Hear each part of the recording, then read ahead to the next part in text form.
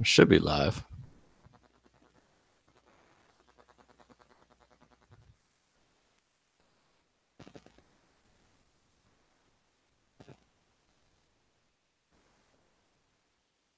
All right, there we go. Hey, guys, I'm on live chat. Can you guys go ahead and give me a mic test real quick?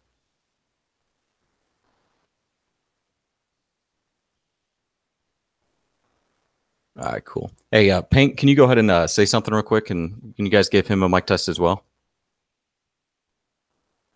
Did you guys able to hear him?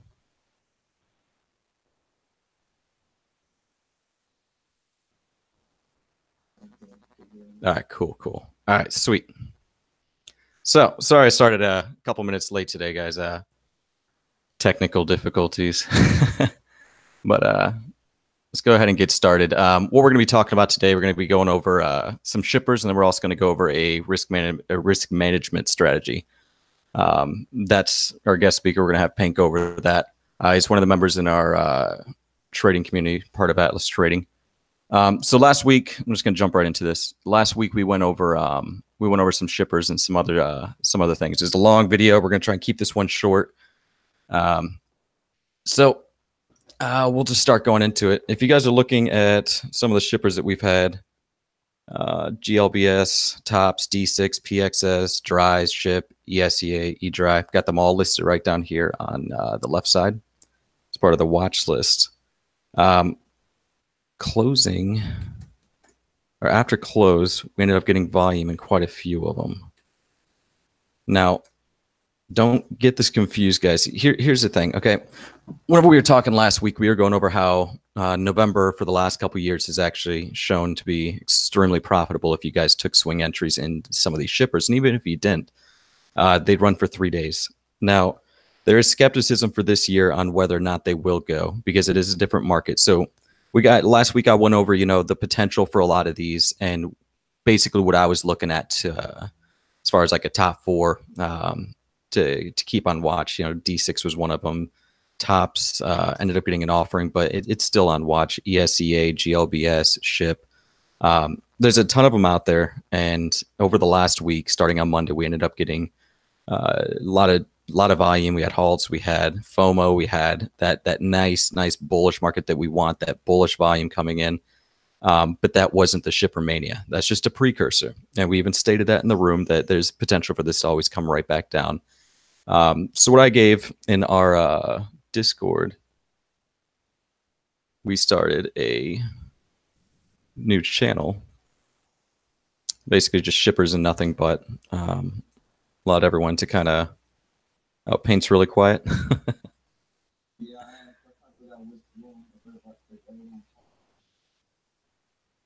We'll figure it out. All right. So, anyways, in here we have pretty much everybody that wants to talk about shippers. We've got different charts and different volume percentage increases. Each day, people are coming in here. They're talking about it, going over the floats, going over what they're seeing in each one of these. So, if you guys really want people that are just going to go straight back, talk to you guys on whatever your questions are. I mean, you've got plenty of people in this just this subcategory here. Shippers and nothing but. It's in the main section here. So let me pull this. Oh yeah. So what's up?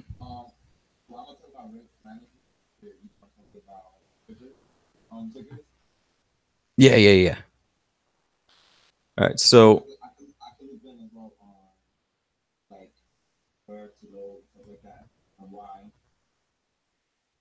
hey, if you want to jump into it, we can go ahead and get this part knocked out, and then we can both talk about anything else. I mean, shippers I went over. I mean, the last 20 minutes of the last video, guys. And today, whenever I'm going to go over, I want to go over both parts of it. I'm going to go the devil's advocate and then the bullish advocate for it. So, all right, take it away, Pink.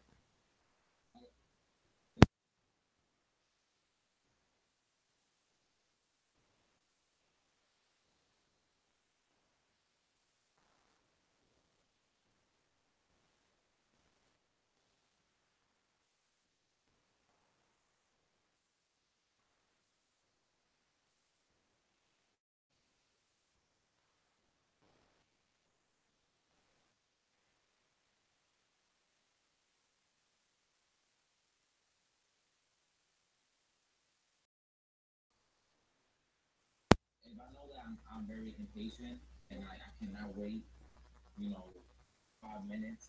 Hey, real quick, I don't think they're hearing you. Like I muted my mic. Did you guys not hear him at all over the last 30 seconds? They might just be hearing you off of my how the okay, hold on one second.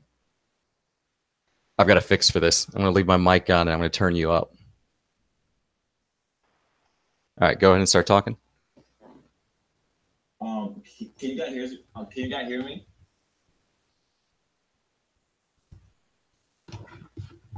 I don't think they can hear me. Hey, can you guys hear him? Let me go up higher. Hold on. These technical difficulties, man. All right, let's try again. Hello, can you guys hear me?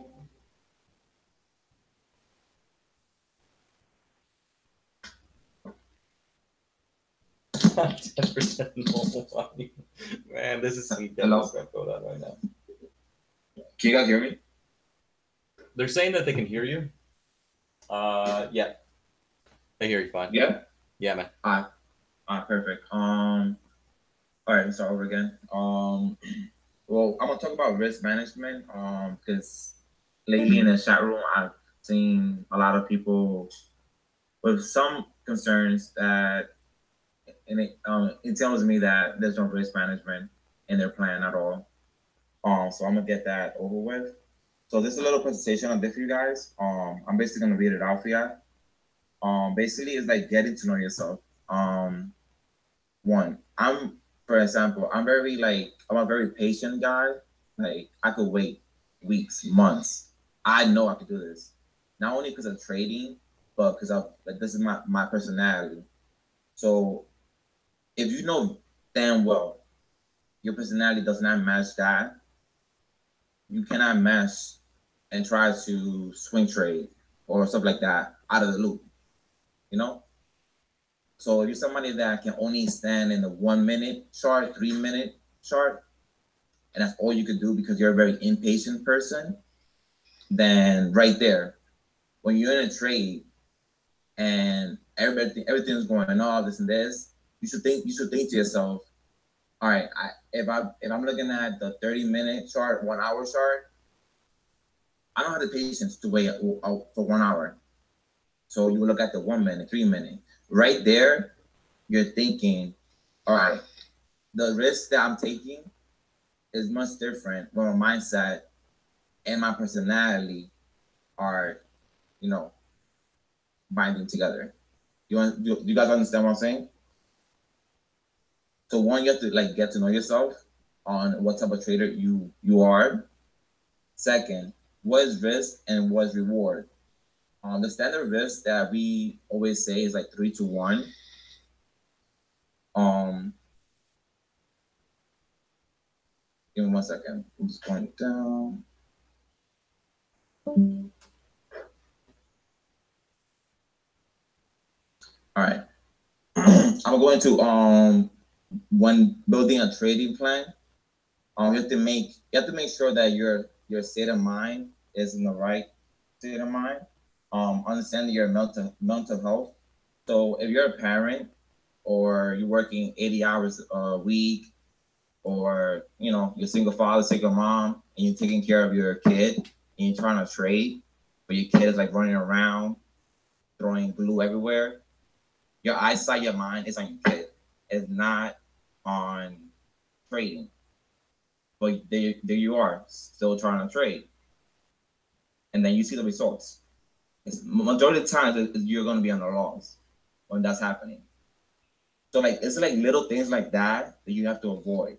Like this is risk management to me. Understanding that if I'm going on a meeting, I can't be looking at a 1 hour chart and entering a trade based off a 1 hour chart, knowing that I'm being in a meeting. Or if I'm gonna go, I don't know, under the train, on the subway, or meeting with my girlfriend, or whoever it is, you have to like realize that like these small things matter when you're trading. Um, So once you understand like the do nots of when to trade and when not to trade, things will be much a little bit better. So now, risk management in a trade. This is how I'm gonna give you guys an example on how I will actually do a trade. So let's say I have a 100K account. Wait, do you guys hear me? Yeah, you should be able to hear you. Okay. So let's say you guys have a 100K account. Right? What percentage do you think you guys will risk in a 100K account? I want to see. I want to see answers.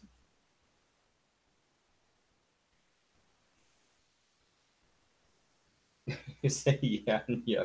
I mean, I know there's like a little bit of a latency lag from whenever you talk on, and then whenever they actually receive it. So we got one person saying wait. 2K. Can I just write on the chat as well? You talking about yeah. I mean, if you want to go, are you going to go on the trading chat? Yeah. All right, go ahead. I'm going to bring it right on over. All right, yeah. Go ahead and type. I got it up there on the broadcast. Now, were you asking them how much are they willing to risk, or how much position size do they want to go in? Well, no, I'm gonna go on step by step. I'm gonna write it down so it could be so they can see it. Okay. So everyone knows we're in the trading chat, part of the main room here. Oh, in the main room?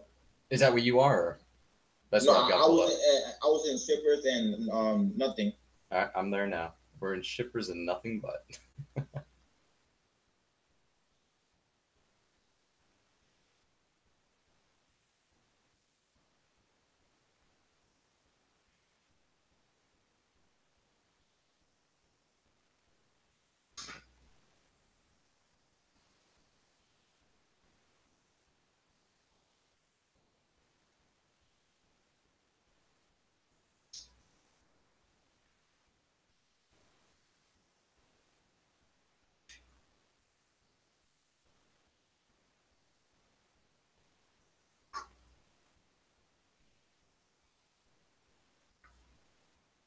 Oh my God, every time you guys always got to say something about my voice.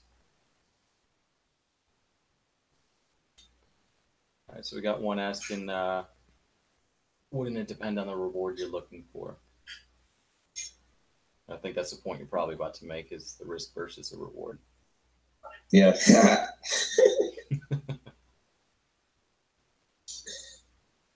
All right.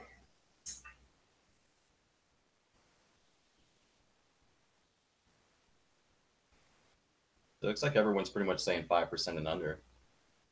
I mean, if someone wants to risk $5,000 on a trade, by all means. Well, that's if they're going full account.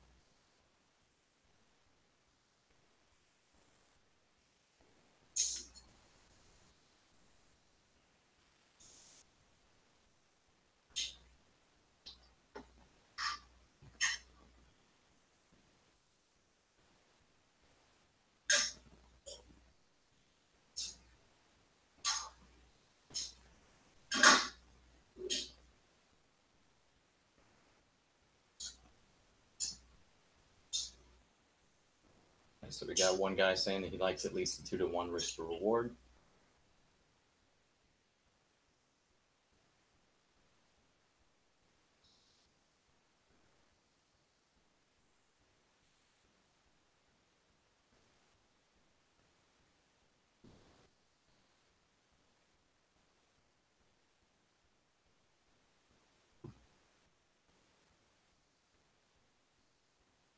We got a guy in live chat, Peter Delgado, saying he'd risk $200 for every trade.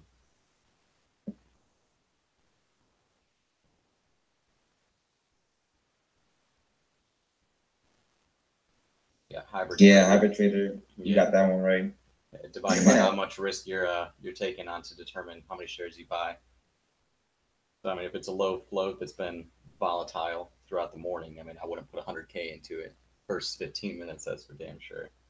But yeah, if you got a bottomed out chart like we had TTMP the other day, That double bottomed off 36.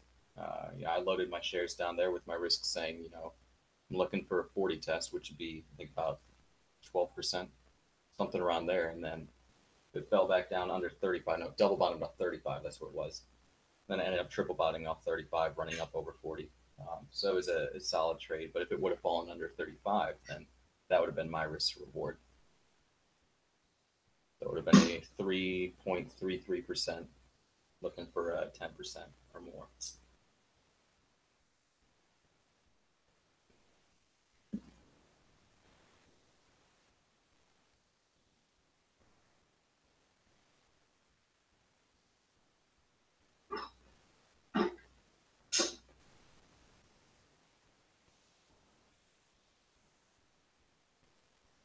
Now they're accounting in for the commissions and the fees.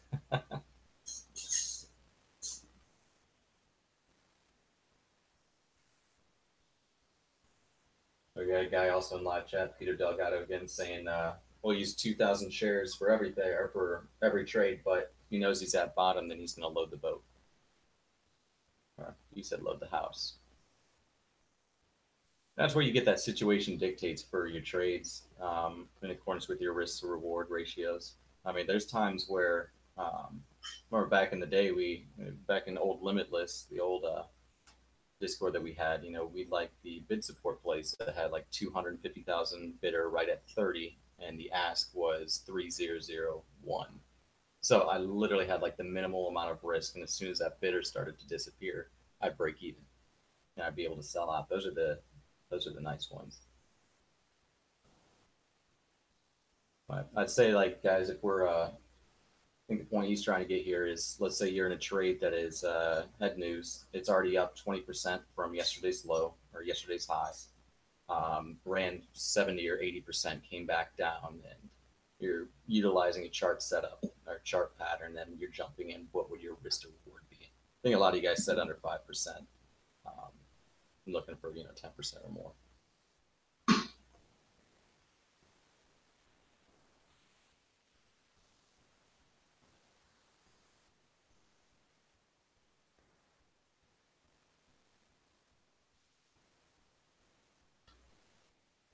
Hey, Grunge, you're asking if you start with $1,000, how much risk do you need to keep risk at $50? $50 is 5%. Yeah. I mean, is that what you're? I'm not sure of your question. If you want to rephrase it. No. I think that they get the whole point. But if they don't, what I'm trying to say is basically, if you start with 100K, what percent? That's your account size. That's your account size, and then your account risk is 1%. Your account risk should be the same risk as your money position. So that 1% is 1,000. So if I'm entering a trade, I'm only working with 1,000. I'm not touching the other money at all. Oh, so you're only trading with $1,000 on that day. So your original question was no. For that trade. Oh, okay, for that trade. But that's the risk that I told myself. You know what I mean? I got you. Then I have an example. Maybe you could tell them. Basically, is I start with 1,000. You divide the two, that's out of 500. So my first shares that I'm gonna buy is 500. So if we start, obviously we do $1 and down. That is different. The math there. But for instance, this 1,000 you can't really afford like Tesla, Yeah, stuff like that. So you have to really think to yourself, which ticker, and that's why most people use $1 and down, because you can buy a lot of shares and get a lot of profit out of it. It's cheaper like that. Look at that. I saw sidetracked right there. I get sidetracked every time I'm on YouTube. To talk about 50. It's like a thought went through me right now about that, and I had to say that. I think what were you trying to say? Something about if you get $1,000. So like let's pretend like you're in a trade and it's an ascending triangle, and then breaks through, it's uptrending, you know, and you're in trade. So you get in. So first, this is how I would trade. I'm basically gonna tell you guys how I enter a trade in my mind. So, but I only have 1,000 to work with. Okay. Okay. So let's pretend, you know, everything's going well. It's uptrending. You know, it's one of those that goes up like 15, 20%, 40%, 60% quick. Boom, boom, boom. So the first question is like, how would you go on this trade? What strategies will you work? Can you be flexible? Are you able to adapt? All this has to go through your mind quick and answer questions. So one, I wouldn't start with 1,000. I wouldn't put everything in. I would start with 500. Boom. I'm in already. It's uptrending already. 250. Boom. But you keep 250 to yourself for pullbacks. Because you already know what's up. Now, once you cross over your profit percentage, whatever it is, if your standard is 3 to 1, 2 to 2, 3 to 10, whatever it is, once you see 10%, you scale out 300. Next resistance, scale out 400. At that instant, you have to analyze the chart. Make sure that the price action is on your side. Because eventually, either bulls are going to get in or shorts are going to get in. And then that's where you see the pullbacks coming. Now, remember, you have 250 remaining. They didn't use. You only have 50 left. At this point, your 50 is probably at a low average because it went up like 40, 50%. So you adding 250 to your thing is not going to affect your average that much. Right, definitely not. Your average is going to be below, so you're good. That's why when I say, oh, if you're below 60 cents and it's at $1.45, like, do not sell because it's not going to go down on you for a while. You know, if it does, you will know. That comes down to like, and that's how I swing. Sometimes I stay on these normal trades that goes up 800% or 500% or 300%, 20%, and it's a continuation. And even though it's a pullback, I'm still up 30%. I hold my position. Like, nah, I'm gonna hold it. I'm up, I'm gonna hold it. And then every time it goes up 50, 60% for my starter position, my core position, I just scale out and I profit. Easy. What a lot of traders do. So you're on a swing position, guys. It goes up at 30, 40% a day. Get some good news. You guys are holding, right? You're not scaling out because you want to see where it's going to play out and think it's going to go more. And then as it starts selling off and that selling pressure is coming in, a lot of traders start selling out at that point in time. And whenever it comes to you're scaling out and knowing whenever you need to take profit, I think we talked about it last time. I've talked about it over voice. I mean, at least once a week during free market.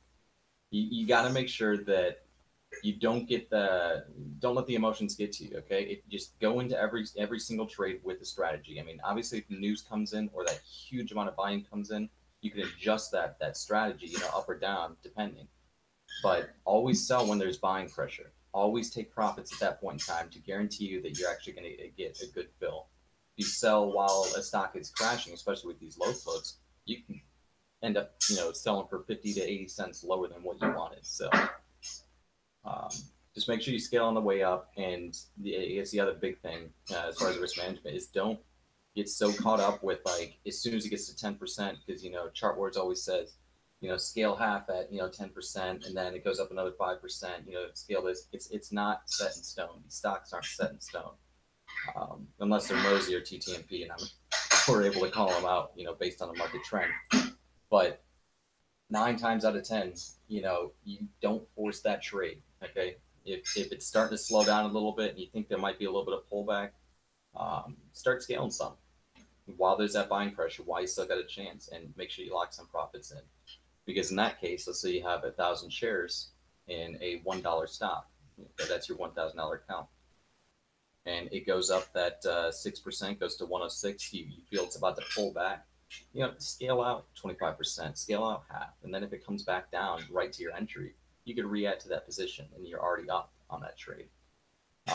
And then if it falls below that dollar and it goes down, you were looking for 110 from that one, utilize that risk to reward of that 1 to 3 or that 1 to 2 or 1 to 5 or however you want to do it, depending on whether it's a swing or a day trade, by the minute or by the hour.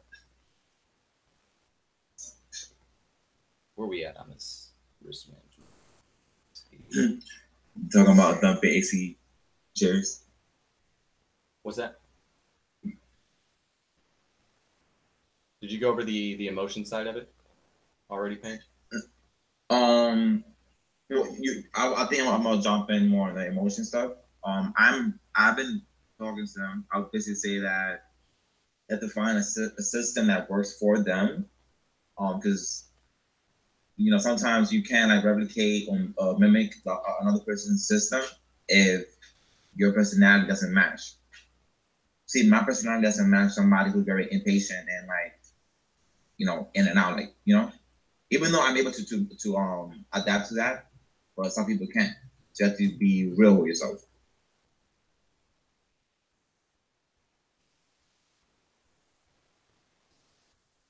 Oh, what they want to listen about shippers. Oh, I got them. Like they just want reassurance and alerts.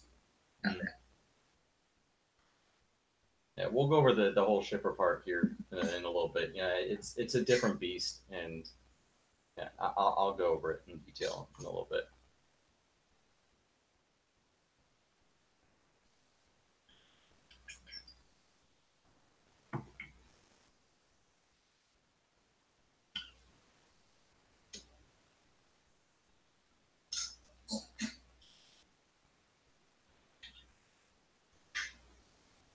All right, it's on you, Payne. I'm ready. What's up? I'm typing to them. Oh, because I don't think. Oh, you can see it. Yeah, I can see it right here. It's right in front of me. You're typing it out. All right.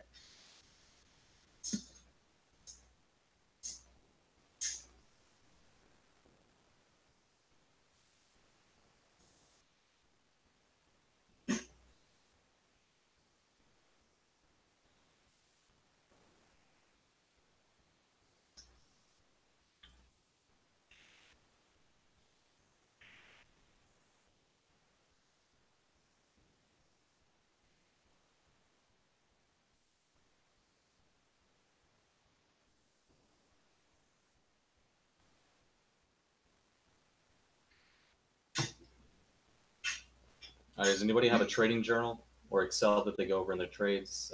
If not, get one. Payne's probably said this 3 times already.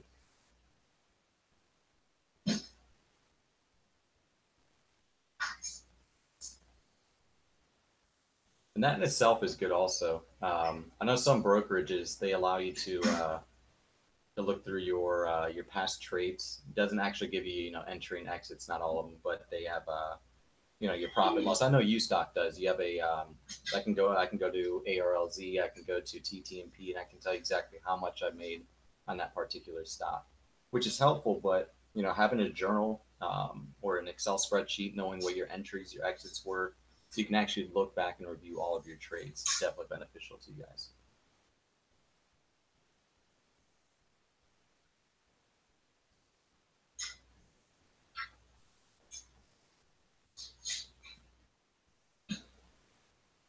It also helps you understand what we went over in some of our past sessions as far as time of day, time of week. You can start developing patterns from that and just say, okay, well, this one likes to go on Tuesday in the morning or something along those lines. You can just kind of go back and it's just beneficial. Dasbury says he logs emotions as well. It's helped him. That's a good idea.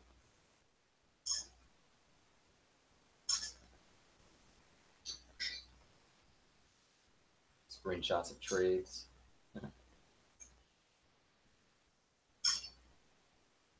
Brian, ChartWars. Huh? Hey guys, my name's Rob, not Brian.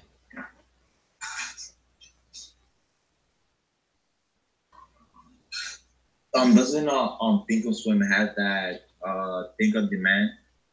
Yeah. They can you could recap your trades. Yeah, that's what someone was going over in one of these places, whether it was on our Discord or on Might have been in the live chat. But yeah, and that's where I was getting at today. Some of the brokers actually have more developed systems than the others.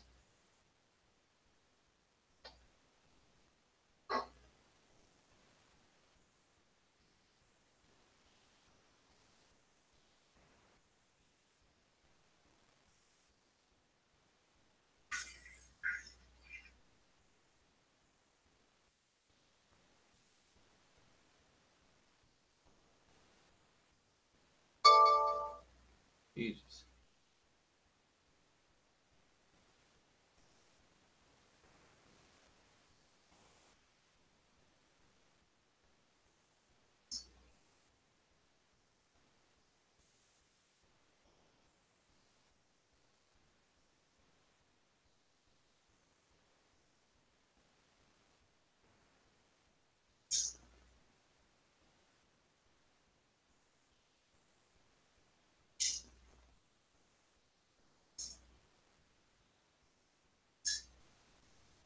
Dude, y'all, Peter, you're talking about with Thinkorswim, right? Having to wait the 2 days. Then if you buy something on Monday, you got to wait 2 days for it to actually show up in that section. Wait, who said that? Peter Delgado in the live chat on YouTube. Oh.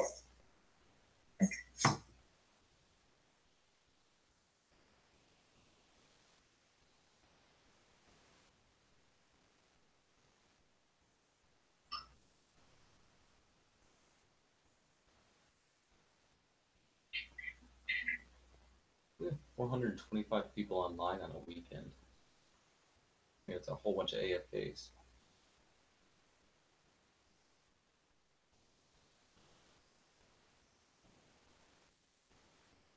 All right, so once you guys put risk management in your trades, have a proper plan, things will work out. And it's one you'll understand. The point of the game is to cut losses, increase your gains.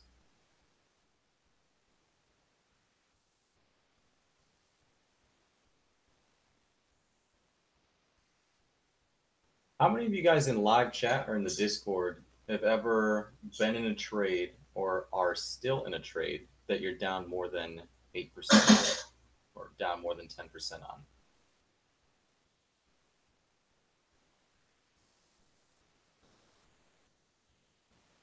And take shippers and some of these like recent trades, take that out of the equation. Just go through like past trades that you guys have had.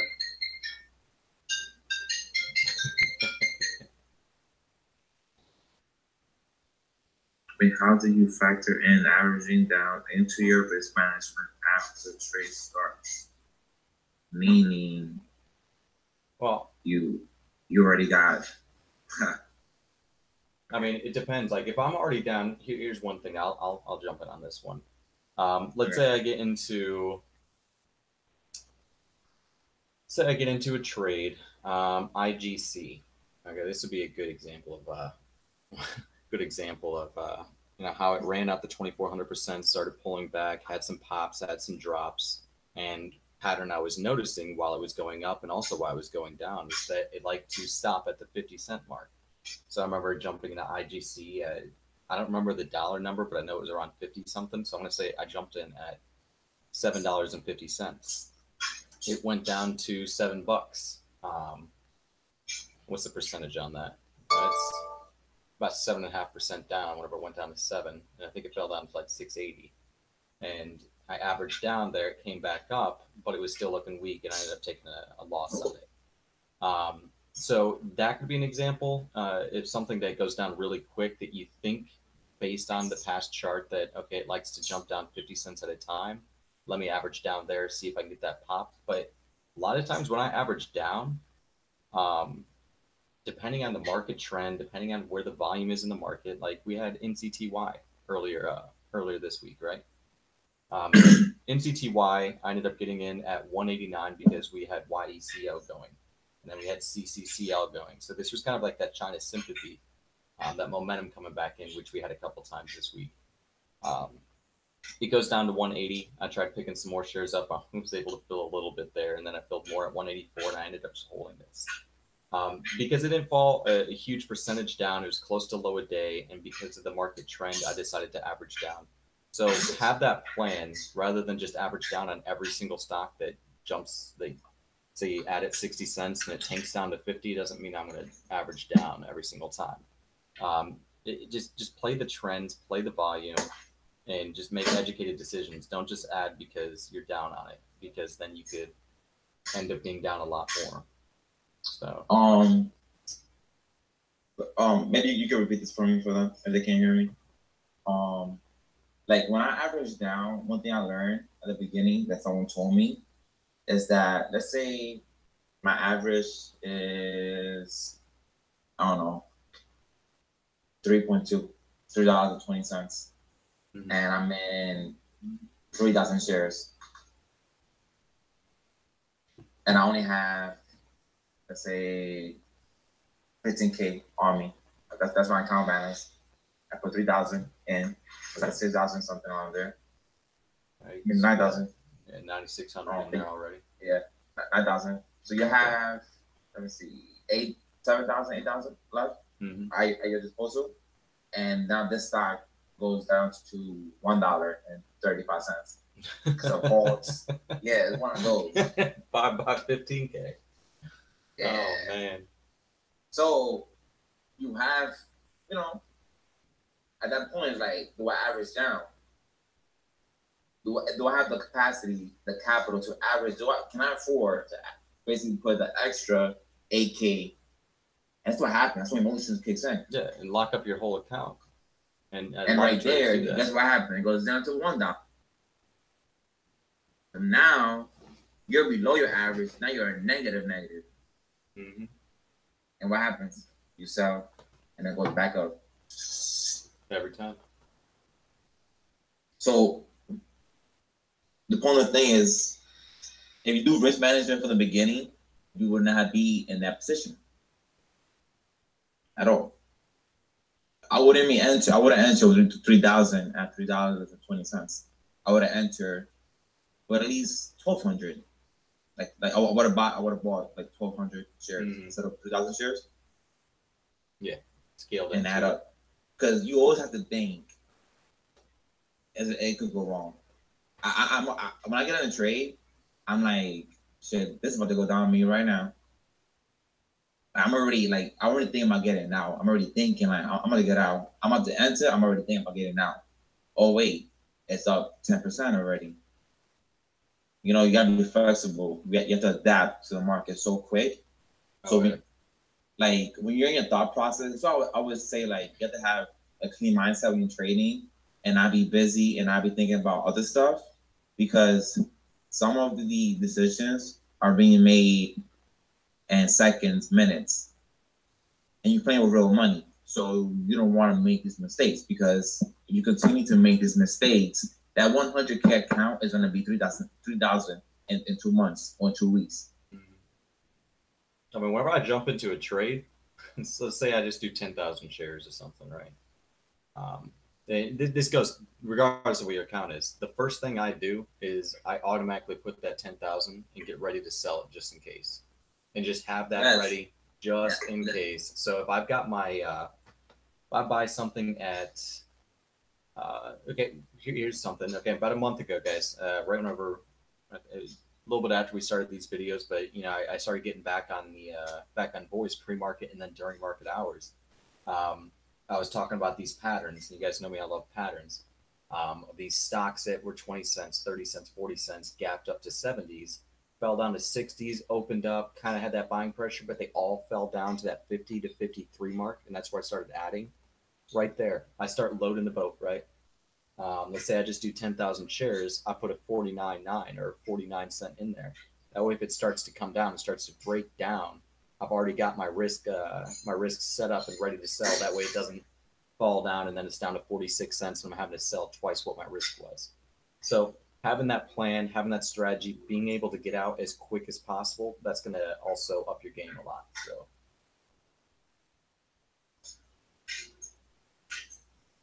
I know that I've gotten DMs this week about how do I know where to sell at? and that's been an issue with some of the traders in here. You know, they'd be in a swing trade and they'd be in it. I think one of them was in Mosey. The guy we talked several times, you know, for months now, and I think he was in at like under 26 cents. Like I know that much, and it was up. And I'm talking him through on some of them. You know, he stuck to his gut on it and ended up, you know, making some more. But as it was going up, he didn't know where to scale, and that's always been his issue. And so he's like, "Well, you know, something I need to work on. What do you recommend?" And I said, "Dude, just start cutting some stuff out. I mean, if you keep that mindset, like let's say you're in a swing, like with the shippers, for instance. Okay, you guys could have sold for, let's say that you got into, let's pull one up. Let's do it this way. GWS. Let's go to ESEA. Okay. This was one that I was looking at, and I wrote out there. I put like all my dip buys that I wanted in the 180s or lower, and I ended up picking some up some point in time. I think I got it after we had this flush. It came back up, bounced a little bit. I ended up buying like somewhere in this range here, but I got right at like 180. But let's go back. Let's say back whenever it was 140s. Okay. Now we ended up getting this momentum come in right on Monday. I believe we had 1022. Let's say you guys got in 130 to 140 as we were talking about starting swings on these, you know, a month ago, a couple weeks ago. If anyone was in here 120 to 140 and it runs up to 387, what a lot of people might have done is they might have just held the whole time. I think Shippermania was starting, even though, I mean, it would have been better at this point here to start scaling out as we start coming up right here on this candle here. So as we're coming up, start scaling out. It pulls back a little bit. Let's see if it forms that base. It goes up to the next high, scale out some more. And this is where, while there's buying pressure, take some off. Whenever there's a dip, that doesn't mean sell out. It's going to crash. It doesn't always do that. Wait for that consolidation. Wait for that bounce again. Take some off here. And if they would have done that, which I'm sure a lot of traders did, you would have gotten that opportunity to come right back in this range right here. It's a little bit higher, but let's say that we based out 160 to 180s, which means that as soon as we come back up, try and look for it to add back into your position. But one thing that you've got, let's say you had 1,000 shares, you sold for $1.50 average for half of them, you just made a ton of money there. And then it comes back down, you add more to it. So then your average would be between 140 to 170, somewhere in that range. Let's say you got a 155. You're way better off. You've already made that profit. That way, if it comes back down to that 140 or lower, you can break even right there after still taking in locking profits right here. So that would be the importance of scaling out and not just holding your entire load, waiting to shoot it out all at once. All right, that sounded bad. But you guys know what I mean, right?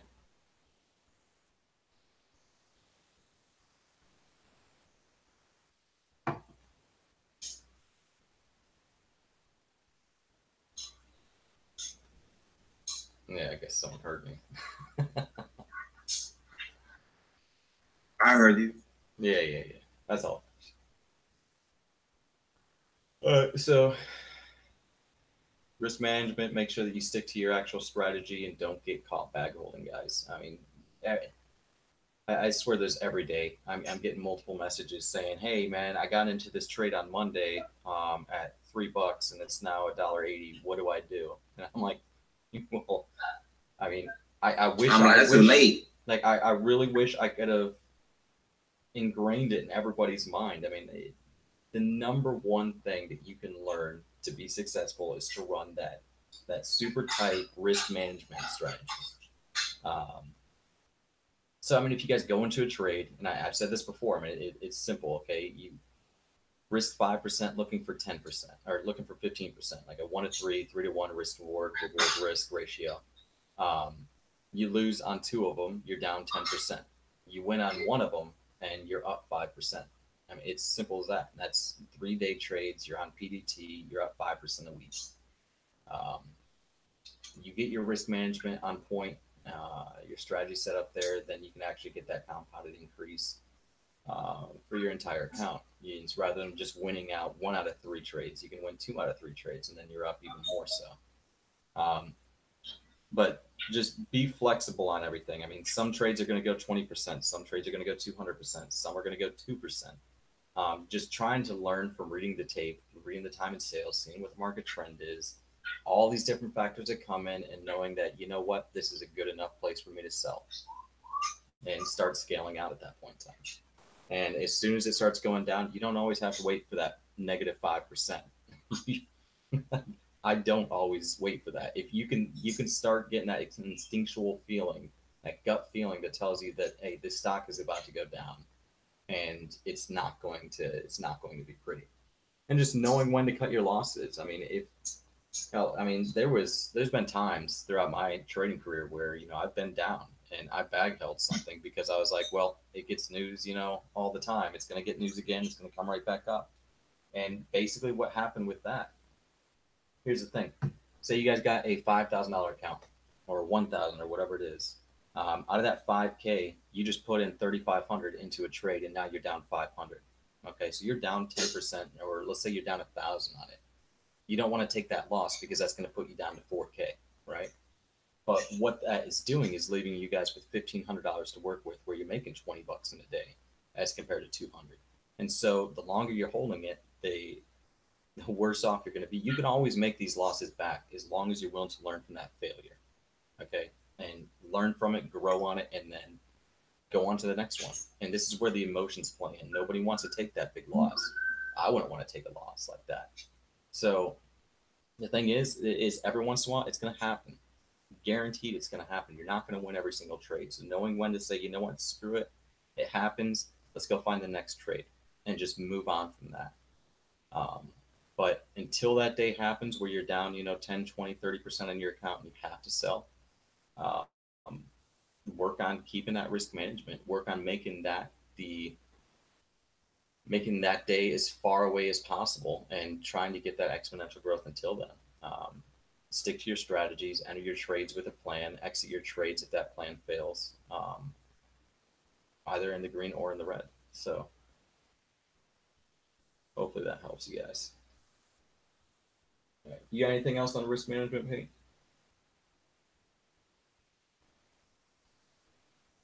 Hey. All right. I don't hear him right now.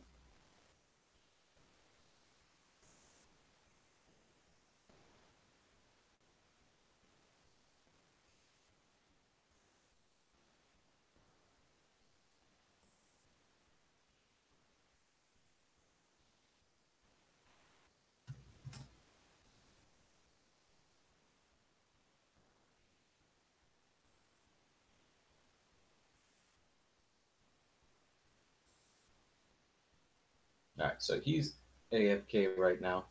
We'll go ahead and get started on some of these shippers, guys. And if you guys don't know what I just did, you don't know how to do this little color box right here.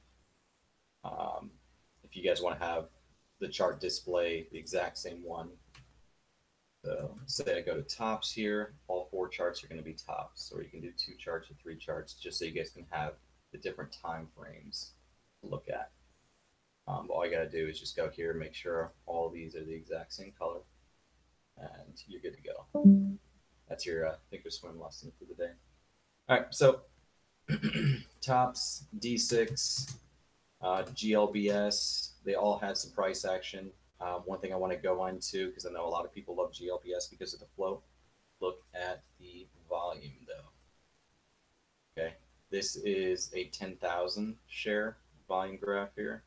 And everything, there's 5K here right before close, there's about 10K, but the rest of the day, there's price action, not indicative of a lot of volume. So be aware that GLBS should and potentially will pull back. So don't get FOMO pre-market. If it's starting to get hits over here, you know, closer to 7, there's potential for it to go. If it's past 670, but just know that there is potential for it to come back down. All right, can you guys hear me better now? Just realized I didn't have my my headset on. So that's GLBS. Let's go over to D6. D6, you have nice volume here. It's all under 40K, but like nice pops, nice drops here. Here's the thing on the shippers, guys, and like I said, I'm going to be the bullish advocate for them, and I'm also going to be the devil's advocate because I mean it's all speculation at this point. Okay, looking at last year, you can see that these things ran right there, 28.48, and you've got, oh my god, tops was another one right here. Boom, boom, huge runs all in November. You guys can see right up here. So this has happened for the last couple of years. We've had dries, we've had D6 tops, and all the other ones going. It doesn't guarantee that this is going to happen because Alfie, one of the founding members that we have in our in Atlas Trading, brought up a really good point that regardless of what may or may not have what may have happened last year, this time frame, we aren't in the same exact market, so be aware. And so there's speculation on both sides saying whether it's going to go up, whether it's going to come back down. 1 second.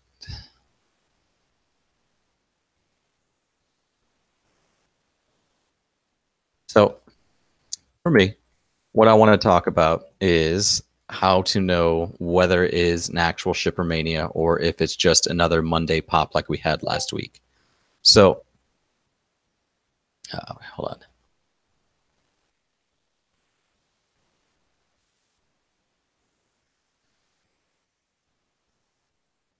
Okay, so obviously you guys can see, let's look back here, 1 year time frame. Let's do, oh, that's right. Damn, I can't actually change it. All right. 3 days, 1, 2, 3. And this is what I was talking about. You guys are going to know that it's an actual shipper mania, not because it goes from under $2 to $3 or $4. That's not a shipper mania completely, okay? This first test here, you can see how it jumped up to $13 from under 5, right? So obviously a huge increase, and that's tops. Let's look at D6. All right, 3 days. This wasn't the initial here. We ended up 353. God, I wish I could actually pull this up because I think that what happened here was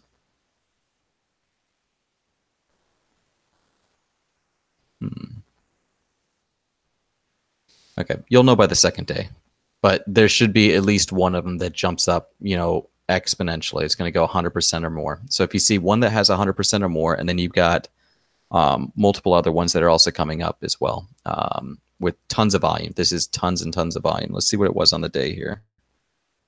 So this is millions. So you got 10, 20. This is almost 30 million volume on the day. For this one here, the first day here was 1.8. Going to tops. Oh my God. This is killing me. Tops, we're looking at 6 million, and then 10 million, 9 million. Just gauge the price action on this, guys. Okay, we saw what happened Monday. Where was it? ESEA. Let's go here. We're at quite a bit of volume here. How much is this on the day? Roughly 10 to 15 million, somewhere in that range. But you're going to see how this runs up from $1.40 all the way to $3.87 and then came right back down. Now, there's potential for that exact same thing to happen.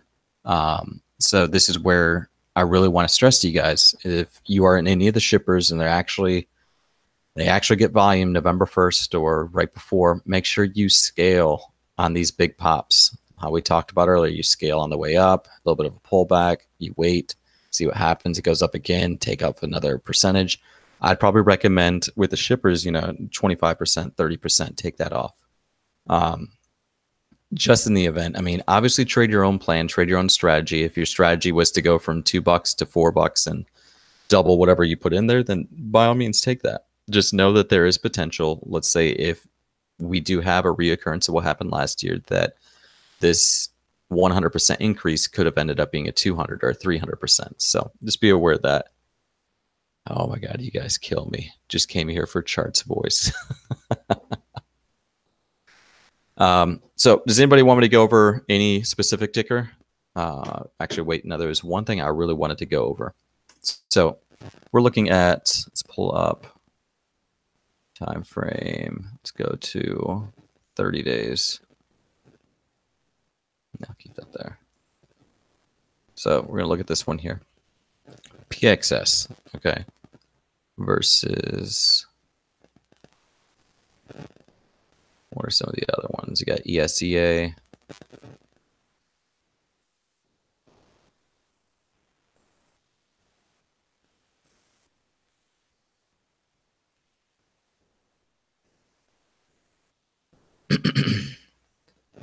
All right, so this is 20-day chart, right? Not 30-day chart.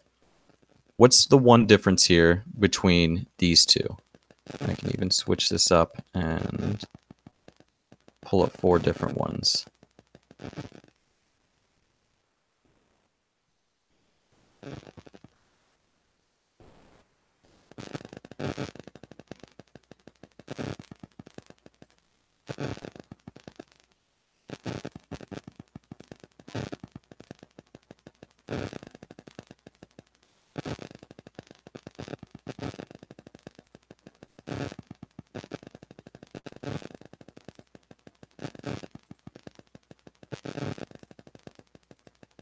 Let's look at the wrong one.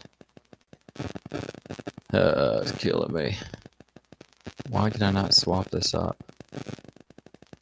Jesus.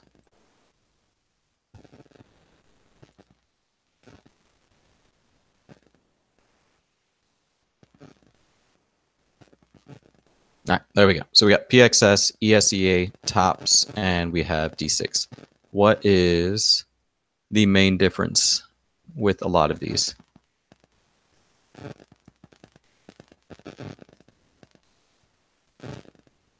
I mean, they all right, both had a decent chart Friday. Well, I'm looking at the 30-day. All right, someone's saying PXS more bullish uptrend. All right, let's go to live chat, see if anyone else is saying that.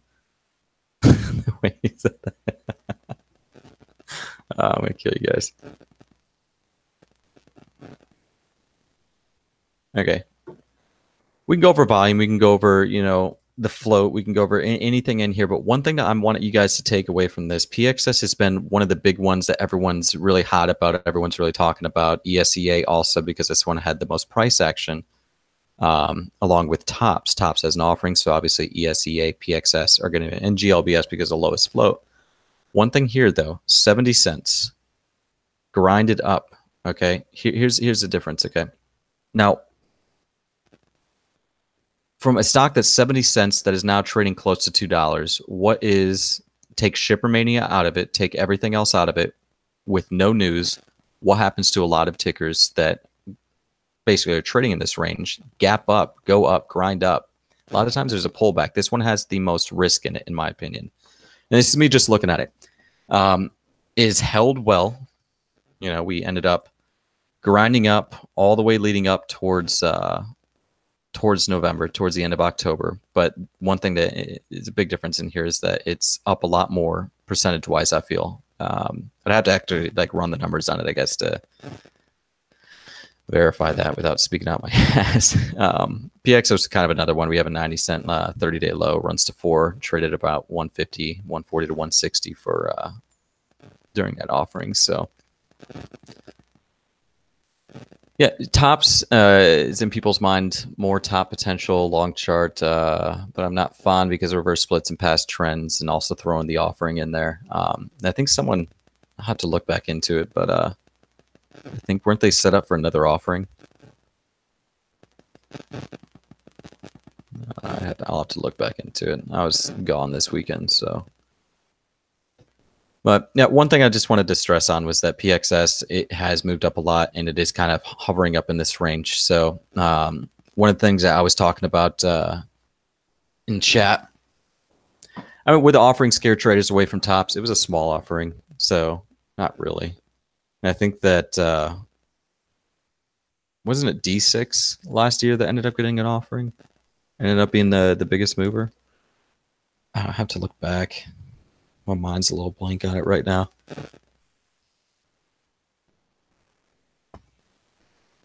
But one thing I can tell you guys, it doesn't matter which shipper stock you're in for the most part. I mean, if you're in any of the ones in this list over here, take this one and this out.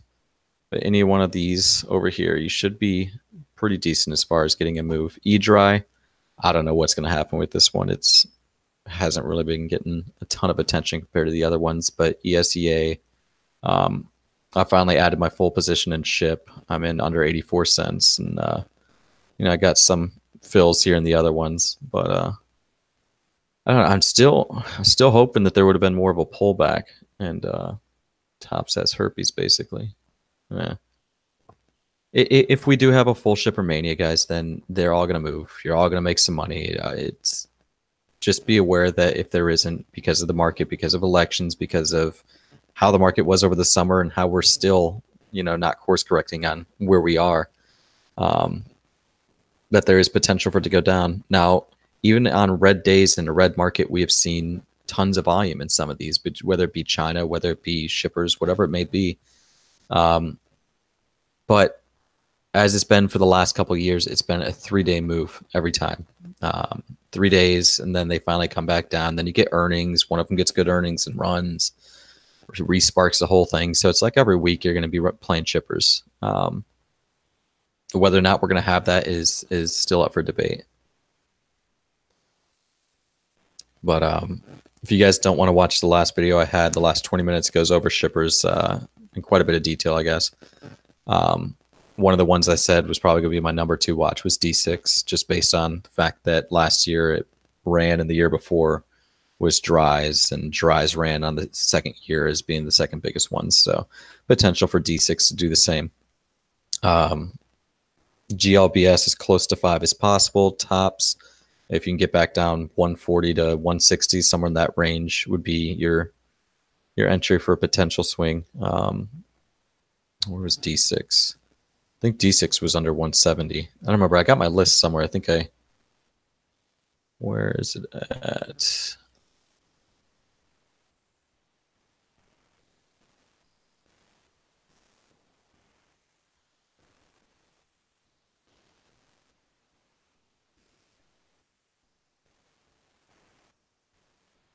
It's not in there.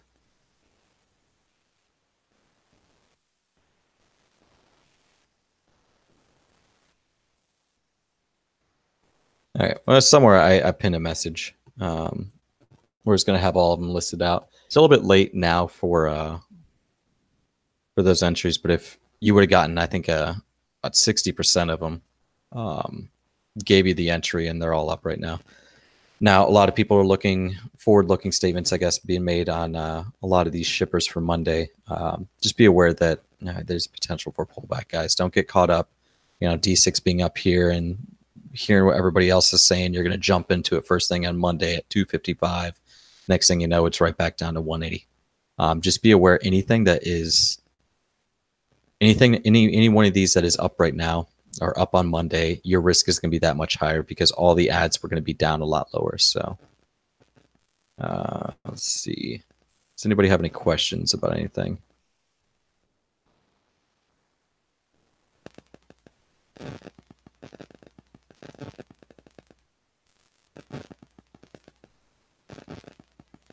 D6 overextended. Yeah. Plus on the 30-day is forming a cup. If you guys saw that. Let's see, can I look at it on the 20-day? Yeah, so right here, kind of forming that cup. Expect the handle. Potential bounce closer to 2. Just looking at that. Yeah, between 2 and 210. And that's if there's volume. It's going to be completely up to the market on whether they want to run shippers next week or in November itself. So let's look at this live chat here. Am I single? Oh my God. I've got groupies, man. No, that's dude groupies. Great. Oh, is it in the hold on. God, let me pull this back over. So you said trading chat. Did I scroll right over it? Ah, right here. All right, main watches for November in no particular order. GLBS at or under or near $5. Ship 84 and under. PXS is close to $1. That one, we weren't going to get that one, but yeah, I was saying close to 1 and under 120. ESEA under 180. That would have been a good one. Just what was this last Thursday? What's that? Just the other day, right? Yeah. And then tops 150 or under there. D6 130s and under. Yeah, so D6 and PXS definitely did not give you those entries, but the other ones did. May have to add slightly higher than I want, but if we get the runs expected, it won't even matter, and that is truth. That's if. Just make sure I highlight that for you guys. All right.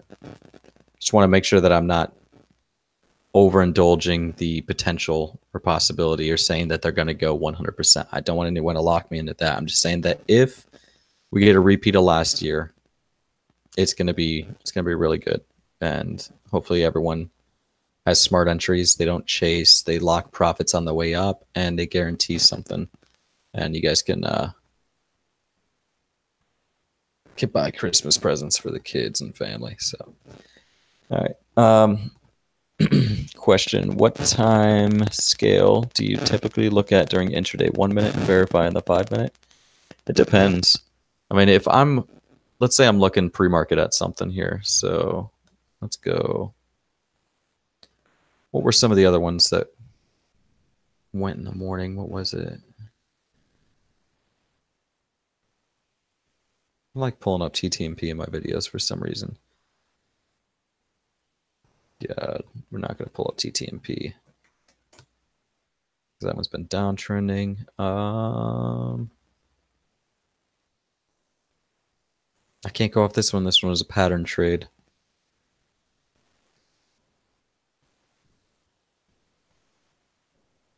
All right, well, I'll just talk about it, okay? So question is, what time do you scale whenever you're looking at intraday? So do I look at the 1 minute and verify in the 5 minute? It goes into more detail than that, okay? So if I'm going to take a trade and someone just give me a random ticker, like any ticker, doesn't even matter. Typically, just try and find something under $1. It's easier to talk about. Let me get back over to shippers. All right, someone's talking about MTSL in our room. Okay, I'm gonna pull up MTSL.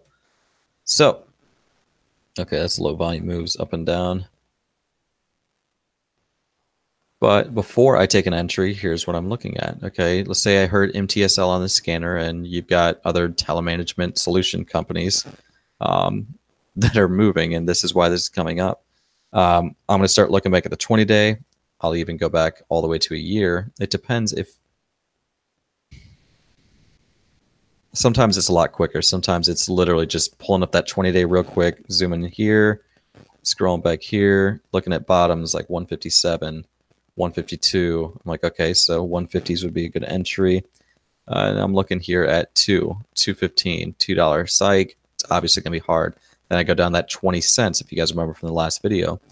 And usually in somewhere in that 10% mark is where you get that psych resistance. So 180 would be the next little barrier here. But if I'm saying that this one is starting to hit up, I can see it's been trading right here between 160s, mid 160s. You got, hold on, I'm going to pull this up to make it a little bit easier. But let's say that I'm seeing, okay, we got a little bit of an uptrend here with some higher lows, but hasn't really broken over that 170. You see that resistance here. So let's say I got in here in that 170 where we've got multiple wicks that are not breaking it. So I'd be looking at, we break over that 170. I'm like, all right, so far we're looking good. I got in at 164, broke up there. I'm up 6 cents. I'd be looking at that 180, the 175, the 170. And I want to see how it handles each. If we break 170, that's good. But if we can't hold over and go to this next line and this next test, then I'm going to take some off. And I'm working with larger position sizes, but let's say I was working with 1,000 shares, I might take off 200 of them and just lock in some. That way, if it comes back down, remember I'm in at 164, and let's say there's a bidder here at 163. As soon as it starts selling, I'd get out, but pretty much break even. But yeah, I mean, I'd look at the 5 minute and the 1 minute, but if I'm strictly trying to trade an intraday and not a swing, I'm pretty much just looking at the 1 and the 3 minute, and just doing it that way. And then if I start seeing weakness on the 1 minute, then I'll probably start to scale some out while there's still that buying pressure, depending on where it is. I mean, if it's weakness at or around my entry, then I'm going to jump over to my risk level 160. Let's see. Did that answer it? I'm hoping that I kind of answered it. But I mean, if you've got a ticker that you want me to review and say where would I scale on this one, or we can go over like Mosey.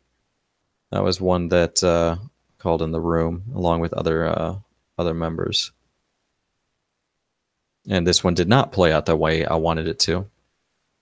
But see how it had the volume here, came right back down, and then finally started coming back up here. And once we got to that 30 break, I was able to get in. Now, one thing I was telling you guys, down here in that 27, 28 cents, it's kind of going up here. It's going to try and test that 30. Once we break 30, I'm going to try and get in. And we've been having limited liquidity issues. Terrible. Absolutely terrible on U-Stock lately.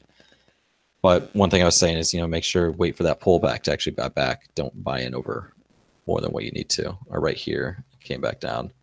But for this one, what I was telling everybody, if you're going to do intraday, what you're going to want to do is scale 33. Well, what I said is that if it broke 33, I'm going to overnight it, and I did.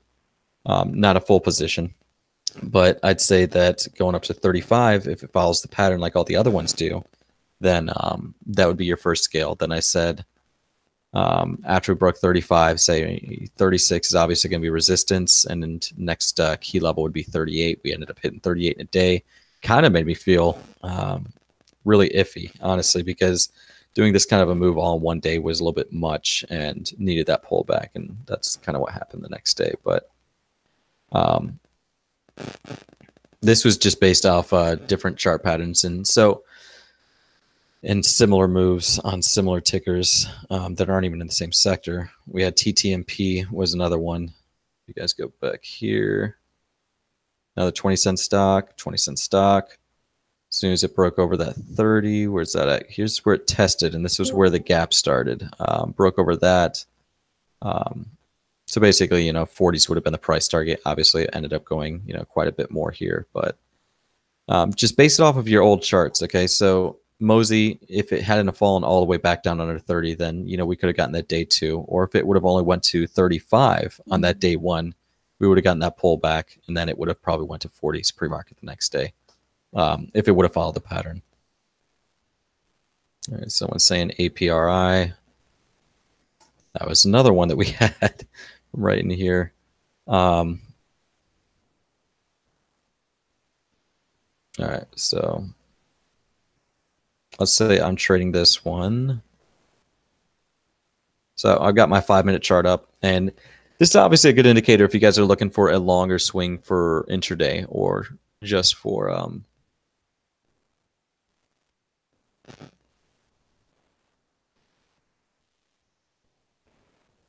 sorry, I was reading through someone's what someone was talking about.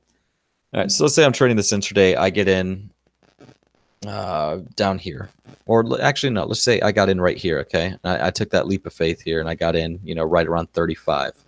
As soon as we got this candle here from 35 to 39, you come up to that 40 test, and this is what I like to use a lot of times. It's not always 10% or 15%, and it's dead on the nose. I kind of go for, from here, 10% would be what, 38.5, which is going to be right here. That's usually where I scale half. But as soon as we got to that 40 test, and I see where we break over the 385, we start going here. In this range right here is where I would try and scale, or right in here, depending on how much volume we had. almost 1 million. So I'd probably give it a little second and give it that ability to possibly pop and hit that 40-cent mark. So I'd scale out maybe half right here after I hit 10%. See how it handles here over 38, over 37.5. And if we go for that 40 test and we break over, I usually scale some there as well. So anytime that there is a high day break, anytime there is a huge resistance break and volume rush comes in, anytime there is a whole number break, like 40 cents, 50 cents, $1.50, $5 is a big one, I scale at those different points. So it's not always right at 5%, 10%. It's based on, because everything's different. I mean, this is what I hate about, trying to, I guess, describe exactly what I would do in this situation or in that situation, because this situation is going to be different from every other situation I have.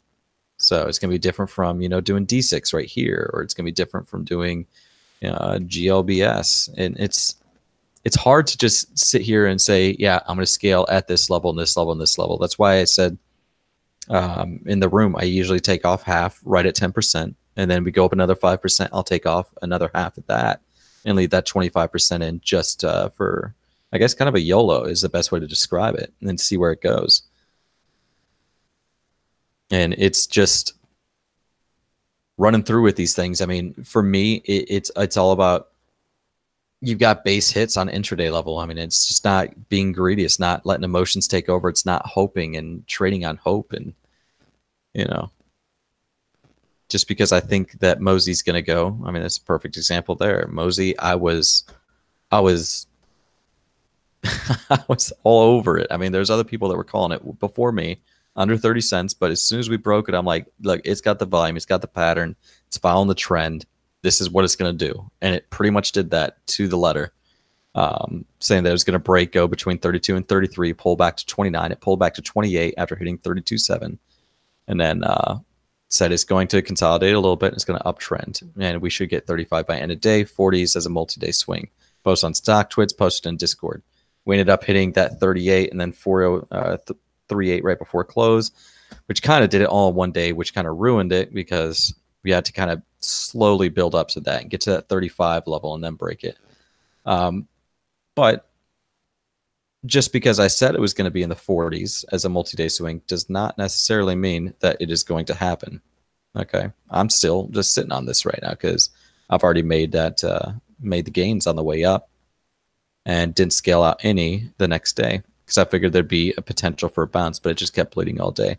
So I guess basically, what the hell was the point? What was the point I was trying to make there? Yeah, not trading on hope. Like I was 99% confident once we broke 30 and then we broke 33 that this was going to hit 40s. I think I said 38 to 44 was a price target. It's kind of a wide price target, but even though I figured and I knew and I was so confident that it was going to go, does not mean that I held until we got up to this point. So that's why as we went up, I scaled at certain points. I scaled over, I think at 339, I took some off. At the 35 break, I took some off. 36 break, I took some off. And 38, I took some off. Left the rest overnight and then ended up still holding them. So, but that's the other thing. Stick to your strategy. Make sure your strategy is the same every single time. Except if you get some kind of momentum mania like China or shippers. Just make sure you scale out at certain points and it'll help out. Do shippers usually do a huge spike and are done, or do they have multiple runs throughout the month? Multiple runs. Usually get 3 days, 2 to 3 days the first run, and then, like I said earlier, you get earnings, on the 8th or the 14th or whatever it may be, and just out of nowhere you start getting some more volume. So that's if we have an actual shipper mania, and that's you will know. And this is the thing. I mean, people were saying, oh man, it's shipper mania because, this one ran up this much and then pulled all the way back. Caused a whole bunch of sympathy. The other ones, and you guys saw how over this last week, they won a day. They basically took, okay, so Monday was great for shippers. Then Tuesday was kind of crappy. They all came back down. I think, what was it, Wednesday or Thursday they came back up? Or Friday? I don't remember. But they were having their pops and their drops throughout the week. And just expect that throughout the month, just as with most trends that we have. If you guys remember crypto, no, that's not going to be a good one because those ones went all the time.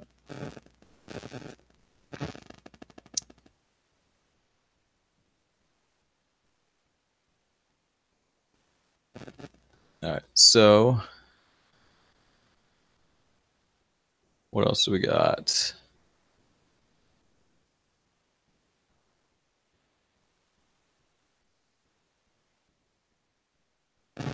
Let's see what y'all are up to on here.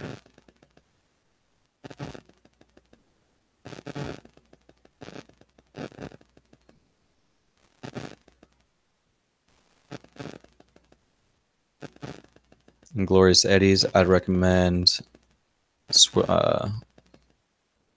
Yeah, if it's working for you, stick to it. But try and branch out if you can, rather than just using 3-minute candles. Go to 1 minute, 5 minute, 10 minute, 15, so on and so forth. Why did you attack me? What did I miss?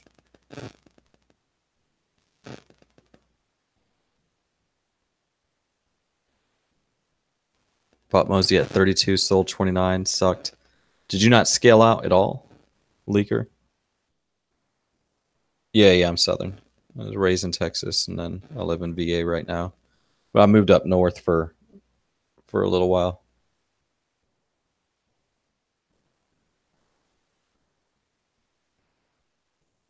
Basically saying it sounds like sell into strength where possible. Well, the reason I say sell while there's buying pressure is supply and demand, and the fact that whenever there is a lot of demand, you've got that rush of volume. There's usually followed by a drop right after. So let's say a stock is at 36 cents and then runs up to 45 cents, and then it's starting to look a little bit weak, or there's still buying pressure. Obviously scale some off, because 36 to 45 is a huge move percentage-wise. It's what, 25% plus. So you want to sell while there's strength there in case there is a dip. And on those dips, let's say that you took off half from 36 to 45, and then it comes right back down to 40, and you can add 25% back in case you get that dip and take another 50% off, and it either breaks that previous 45 or it hits that resistance and comes right back down. So you want to sell into strength while a stock is on the rise, because you are more likely, not more likely, sometimes I'll sell 10%, take half off, and then it just keeps on going 15, 20%. I'm like, okay, I take another half. And, I probably could have said, you know what, I could have held a little bit longer. I could have made more money. It's unrealized profits. But whenever it comes down to it, you're up 10%, right? Then you're up 20%. Regardless of what it is, that's profit. That's gains. Okay, base hits are base hits. Not every stock is going to go 50%, and you're going to sell at that 50% mark, and then it's going to come back down. You're not going to hit the top every single time. So over time, you'll start being able to read the level 2, read the tape, time and sales, and judge based off that, mixed with the chart resistance points and tops and bottoms and VWAP, CCI, RSI, all these different indicators. You're going to try and, during intraday, by the minute, by the second, you're going to be able to kind of tell, okay, this is where the top is probably going to be. So as soon as it gets there, boom, I'm taking some off. So start off with, certain indicators and take your base hits, but make sure you review all the trades in the beginning that you guys actually take.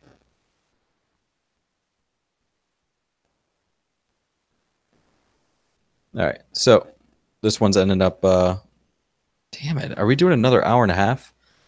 I was hoping this one would be 30 minutes. Oh, man. We got to come up with a way to make these sessions a lot quicker. Feel that I end up just talking about anything and everything else. Anybody want me to go over anything? All right, we're already on a long video, so I might as well.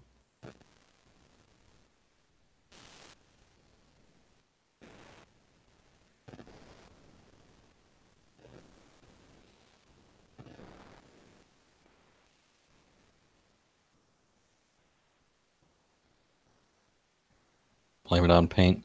I don't blame it on paint. I talk a lot as is.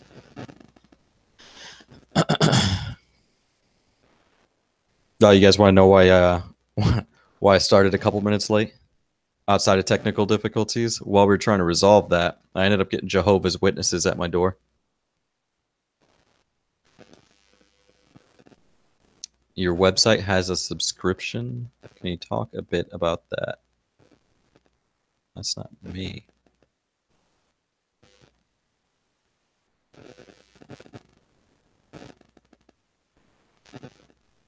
This is where you got to do the ats right here.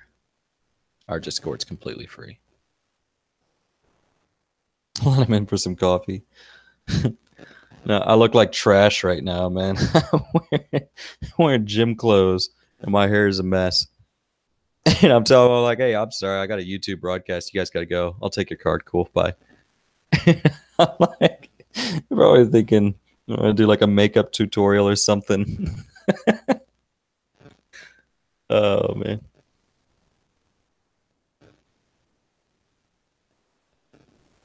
I don't know what this is. Not clicking it.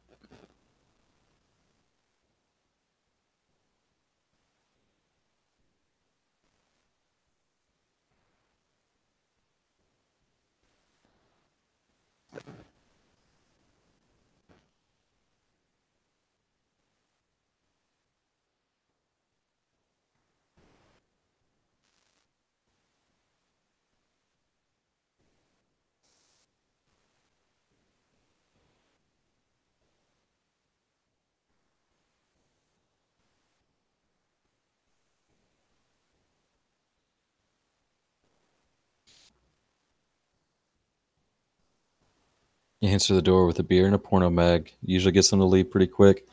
Yeah, but if I did that, they'd probably come in. Oh man.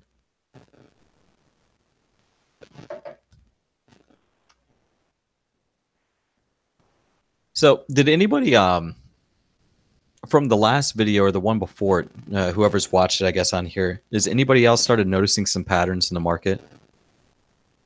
Because remember, I talk in detail about it. Like, you really see these patterns form, and you're able to pretty much tell exactly where stock is going to go. And you do that, and it prevents you from buying, something as it's like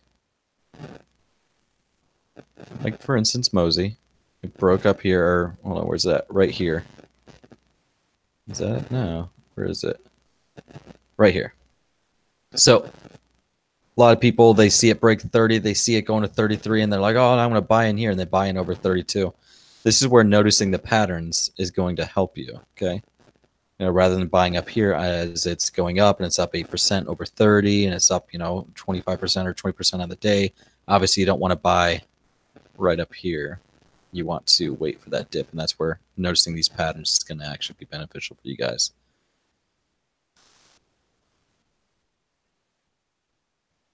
Flag and fades. Someone's asking in Discord. All right, give me a stock with a flag. Are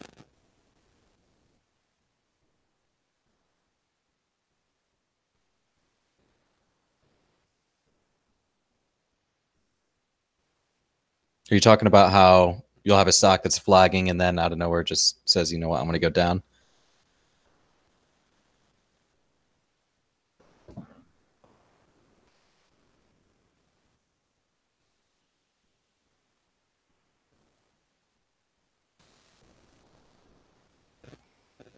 Because, I mean, just speaking off chart setups, I mean, you can have ascending triangles that, end up triangle, boom, boom, getting those higher lows, maintaining that top right there, and it just looks like it's perfect. You get a bidder, and all of a sudden it just falls down.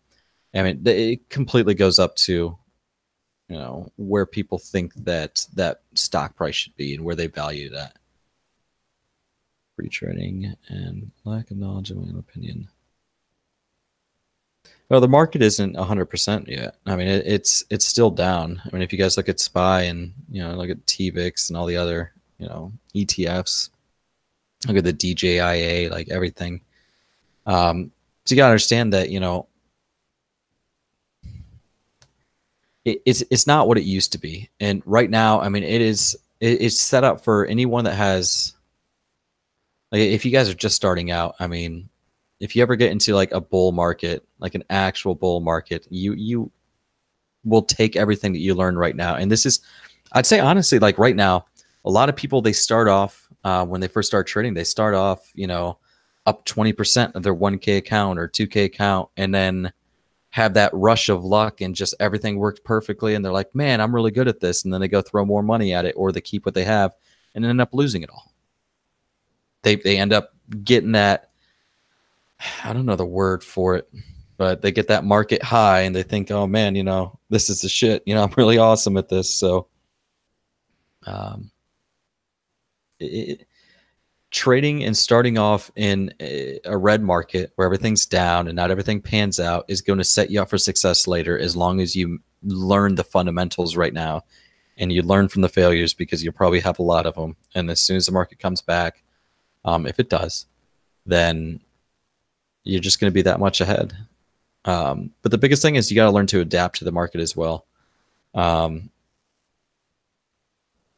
go off Monday, just in our room, you know, we had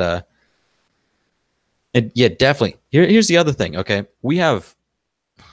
Hold on a second. How many members do we have here?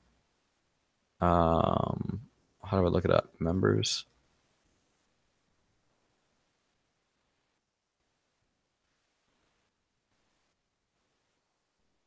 So we have 3,859 members in here, right? You know how many people actually watched the other videos that we have for Atlas Trading YouTube or for my YouTube? I mean, it's pitiful that we don't even have, you know, 10% of the people in our room. Like, I think I've got like 200 average between them. And it's sad, in my opinion. I mean, you guys, 91% of people fail.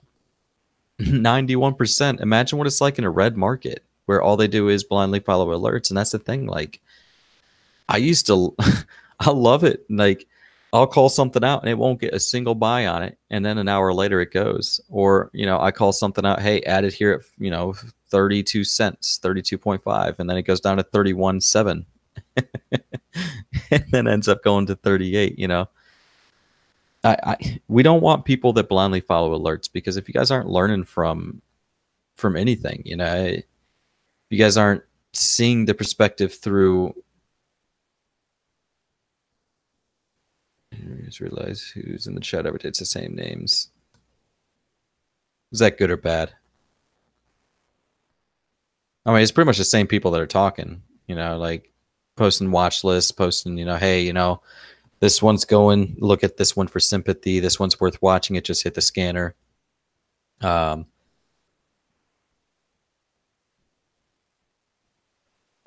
Anyways, try and like look through our eyes and everything. And we're trying to give you the perspective. We're trying to give you all the tools for success.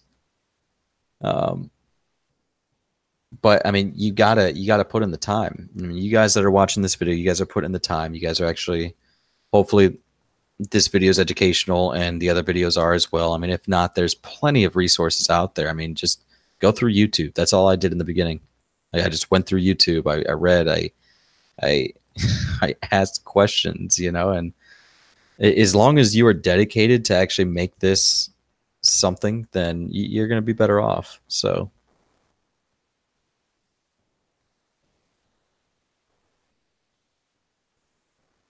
All right, someone's asking in trading chat or in live chat, is there a good chance if shipping mania is coming, a lot of these shippers will halt? There should be halts. If we have shipper mania, there will be multiple halts. Might not be for every single one that's out there, but for, you know, a couple of them, if there's an actual shipping mania, they will have to halt. So yeah.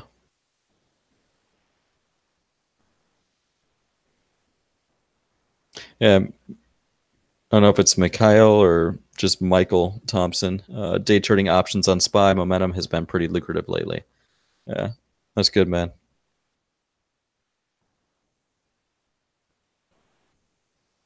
Problem with YouTube, there are some morons out there. Yeah. Yeah.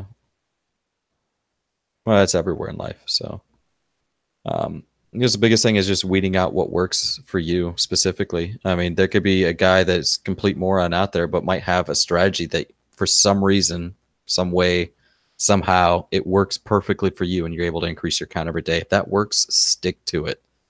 That's all I can say. I mean, like, you can follow alerts, you can learn from alerts, you can learn through people by asking questions, you can watch YouTube. There's so many different avenues and outlets for you to figure something out, but what it comes down to at the end of the day is you need to find a strategy that works for you specifically. Because maybe I like to trade high day breaks and swing them from there and see what happens.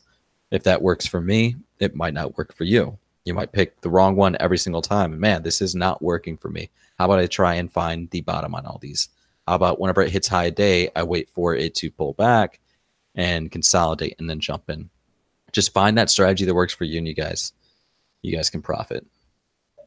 Whatever makes you consistently profit is good, even if it's 0.5% a day. it's better than nothing. All right. Well, this is another 2-hour-long video, so I think I'm gonna call it a night, guys. But any last minute questions?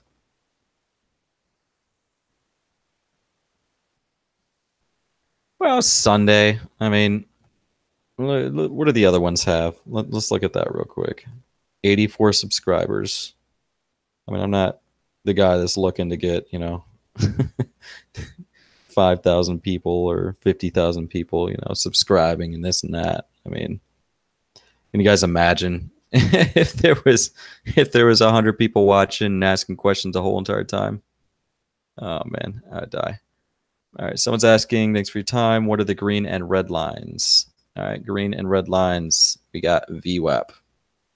It's just upper and lower. Don't know the real terms for them. I just know a lot of times as we come down here, stock is usually oversold in a way. But let's go here. Studies. Let's go to edit studies. That's what I got right there. Simple study for intraday. Screenshot it if you want to use it. Give it a go. A lot of people use CCI or RSI. God, I'm tired. I'm starting to slur my words here. So a lot of different people use different things. I mean, YouTube's chock full of different ideas for different things. I like to keep everything nice and simple, and just based off the patterns and the stuff I can see ahead of time. And it usually works for me. And I got my EMAs to fall back on as well as VWAP. So.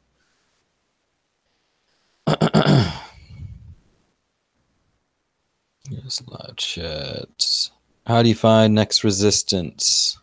It depends. Every stock's going to be different, but I think if you go over my first video that I have, what was the first video called? Atlas Trading ChartWars Strategy Session number 1. Is that it? Yeah, that was it.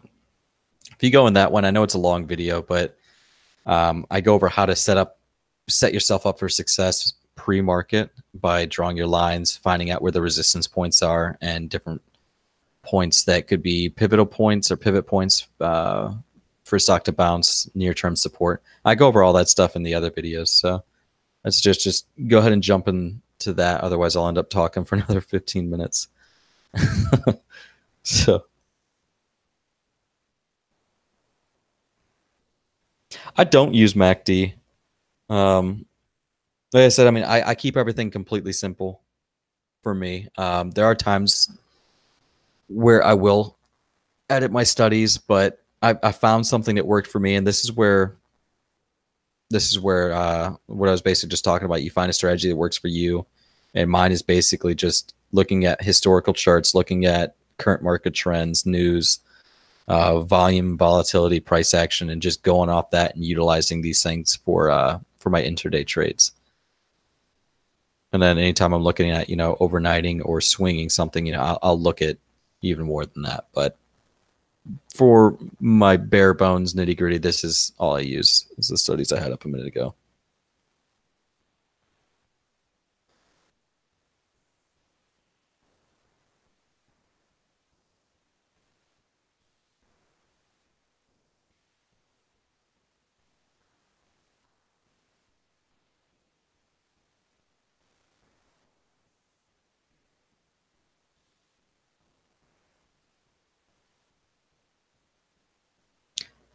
Change your EMAs to low.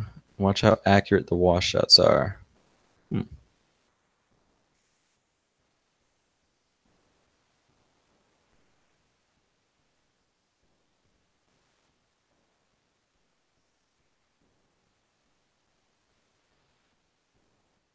talking about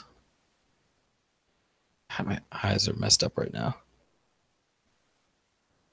Oh, this is VWAP. Hold on.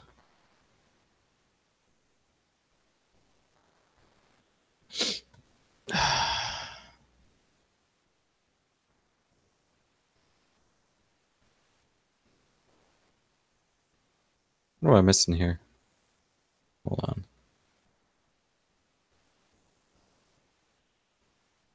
Hold on a second.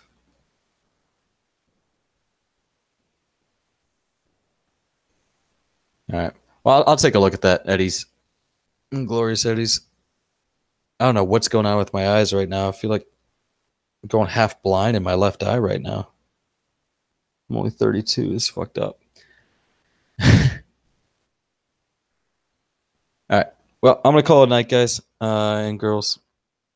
You guys enjoy the rest of your weekend and start strong for this next week.